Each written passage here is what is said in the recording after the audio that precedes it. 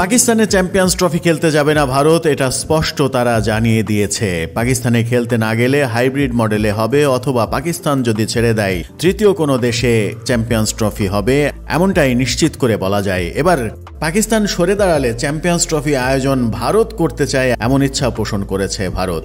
Champions trophy খেলতে ভারতীয় দল পাকিস্তানে যেতে চায় না, এ কারণে গত এশিয়া কাপে হাইব্রিড মডেলের দিকে পা বাড়াতে বাধ্য হয়েছিল সবাই।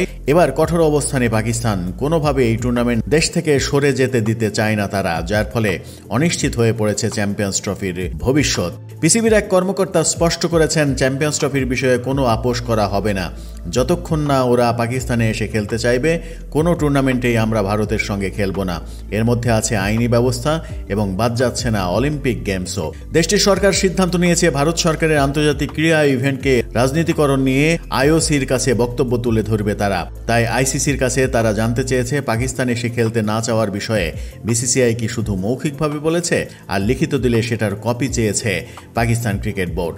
পাকিস্তানের এই হুমকির মুখেই বিকল্প পরিকল্পনা তৈরি করেছে ভারত। পাকিস্তান চ্যাম্পিয়ন্স ট্রফি প্রত্যাহার করলে টুর্নামেন্টটির আয়োজক হতে আগ্রহ দেখাচ্ছে তারা। কয়েকদিন আগে দক্ষিণ আফ্রিকার কথা বলা হলেও এসএ টি20 লিগের কারণে এই রেস থেকে দক্ষিণ আফ্রিকা সরে গেছে। তাই পাকিস্তান চ্যাম্পিয়ন্স ট্রফি থেকে সরে দাঁড়ালে কন্ডিশন বিবেচনায় ভারতই এই টুর্নামেন্ট আয়োজন করতে চাইবে। এক প্রতিবেদনে এই তথ্য নিশ্চিত করেছে স্পোর্টস টাক।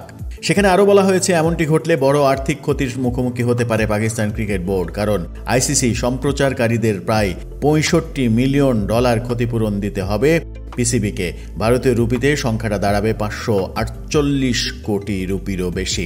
প্রসঙ্গত 2025 সালের 19 ফেব্রুয়ারি থেকে শুরু হতে যাওয়া চ্যাম্পিয়ন্স ট্রফি চলবে 9 মার্চ পর্যন্ত। 8 দলের অংশগ্রহণে এসব ম্যাচ পাকিস্তানের করাচি, লাহোর এবং রাওয়ালপিন্ডিতে অনুষ্ঠিত হওয়ার কথা, যদিও শেষমেশ পাকিস্তানে চ্যাম্পিয়ন্স ট্রফি হবে বলে কেউই ভাবছে না।